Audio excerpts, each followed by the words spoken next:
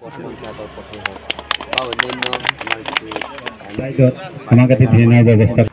উন্নয়ন যোজনা সেই যোজনাত মই মন কৰিছোঁ যে এই পথবিলাকৰ দ্বাৰা কাম যুৱনেতা আৰেকজুতি নামে আৰু আজি প্ৰায় 4 বছৰ কাৰ্যবাহী অভিযন্তা এই উন্নয়নৰ যি এনেকাৰ জৰিয়তে আমি ফিল্ডত কাম কৰিছোঁ আৰু লগতে আমি সেইখিনি মানে এই সন্তুষ্টিৰ বাবে আজি মই নিজৰ সিদ্ধান্ত গ্ৰহণ কৰিছোঁ যে আমি ৰাইজক একেবাৰে লোক নিৰ্মাণৰ যি পথ সেই পথসমূহ বহু ক্ষেত্ৰত কিছু নীতি নিয়মৰ মাজেৰে কৰিব লাগিব আমাৰ উন্নয়ন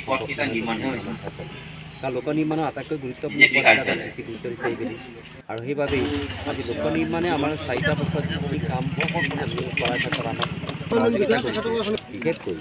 আমাৰ মুখ্যমন্ত্ৰী ডক্টৰ হিমন্ত বিশ্ব শৰ্মা ডাঙৰীয়াৰ মাৰ্গদৰ্শনত মই আপোনালোকক এইটোৱে দাবী কৰিব পাৰোঁ যে লোক নিৰ্মাণে যি পথ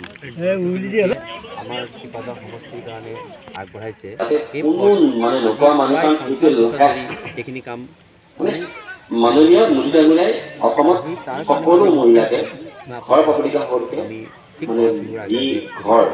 তাৰ কেঁচা ঘৰ আছে এই পকা ঘৰ হ'ব লাগে ইয়াৰ আন এটা কথা ক'ব খুজিছোঁ আৰু যিবিলাক ক্ৰাইটেৰিয়া আছে নিৰ্মাণটো যিবিলাক মানুহে প্ৰকৃতিকে সেইটো পাব গতিকে মই অনুৰোধ কৰিছোঁ যে আপোনালোকে আটাইখিনিয়ে সহায় ধন্য মানিছোঁ আমাৰ এই কিন্তু আৰু কিছু কিছু পথৰো আমি নিৰ্মাণ কাৰ্য আৰম্ভ কৰিছোঁ যিটো আমি আজি এটা নতুন মাত্ৰা যে প্ৰত্যেকটো ৰাইজে মানে কিছুমান মহিলা সবলীকৰণ বা আমাৰ অন্যান্য নাৰী সবলীকৰণৰ মানে কিছুমান কাৰণে এইকেইটা আৰু এইটো কথাও আপোনালোকে সাজু হৈ থাকক কাৰণে আজি আৰু হয়তো প্ৰত্যেকটা গুৰুত্বপূৰ্ণ পথ ৰাইজে আজি মোক পইচা ধৰি কৰিছিলে আৰু কোৱাৰ লগে লগে যিটো নেকি উৎসাহ উদ্দীপনা সেই পথকেইটা নিৰ্মাণ কৰাৰ লগে লগে সেই ৰাইজৰ যেন এটা ভাৱ হৈছে যে সঁচাকৈয়ে এই কাম আগৰ কোনো চৰকাৰে কৰিব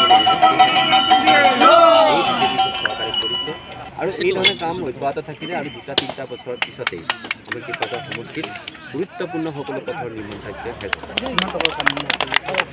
আজি মই নিজে অনুবাদ কৰিছোঁ মানে কৰিছোঁ আমি প্ৰায় আমাৰ 11টা যি কাম বিশেষকৈ 11টা গাঁও পঞ্চায়ত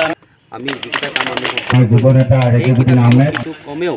ইয়াত মই কাৰ্যবাহী অভিযন্তা 3 বা 4.5 কোটি টকাৰ আমি কাম আৰম্ভ কৰিছোঁ এই প্ৰায় এই 6.5 কোটি টকাৰ যিখিনি কাম হৈছে অতি গুৰুত্বপূৰ্ণ কিন্তু এই গুৰুত্বপূৰ্ণ পথটোৰ মাজত কিন্তু আন এটি গুৰুত্বপূৰ্ণ পথ আজি নিৰ্মাণ কাৰ্য আৰম্ভ কৰিবলৈ পাই মই ধন্য হৈছোঁ কাৰণ আমাৰ একেবাৰে মধ্য অসমৰ ব্ৰহ্মপুৰৰ দৰে গুৰুত্বপূৰ্ণ চিপাঝাৰ সমষ্টিৰ পুৰণা সমষ্টিটোৰ কাৰণে এজন অতি নামজ্বলা ব্যক্তি যুৰাম যিগৰাকী আছিল মুক্তিযোদ্ধাৰো এই মুক্তিযোদ্ধাৰোগৰাকীয়ে বিভিন্ন ধৰণে সেই সামাজিক কাম কাজ আৰু ব্ৰহ্মপুৰ আমাৰ বিদ্যালয় প্ৰতিষ্ঠা বা অন্যান্য আমাৰ সামাজিক উন্নতিৰ দিশত তেখেতৰ যিটো অৱদান আৰু স্বাধীনতা আন্দোলনত তেখেতৰ যিটো অৱদান এই অৱদান কিন্তু কোনো গুণে কম নহয় আৰু সেইগৰাকী যেতিয়া দেখিলোঁ যে সেইগৰাকী এটা আবদ্ধ মূৰ্তিৰ বাহিৰে তেওঁ ঘৰলৈ যাব তেতিয়া আমি আমাৰ এই বিভাগৰ মাননীয় মোদী ডাঙৰীয়াই অসমত সকলো মহিলাকে ঘৰ প্ৰকৃত কৰোঁতে মানে যি ঘৰ তাৰ কেঁচা ঘৰ আছে এই পকা ঘৰ হ'ব লাগে ধন্য মানিছোঁ কাৰণ আৰু যিবিলাক ক্ৰাইটেৰিয়া আছে পৰম পূজ্য যিবিলাক মানুহে প্ৰকৃতিকে সেইটো পাব গতিকে মই অনুৰোধ কৰিছোঁ যে আপোনালোকে আটাইখিনিয়ে সহায় মাৰ্গদৰ্শনেৰে আমি গতিকে আমি যিমান আমি গুৰুত্বপূৰ্ণ পথৰ নিৰ্মাণ হৈছিলে সেই পথসমূহ আমাৰ নিজৰ কি আছিলে একোটা প্ৰতিশ্ৰুতি আছিল আৰু সেই প্ৰতিশ্ৰুতি অন্ততঃ পূৰণ কৰিবলৈ পাই মই সঁচাকৈ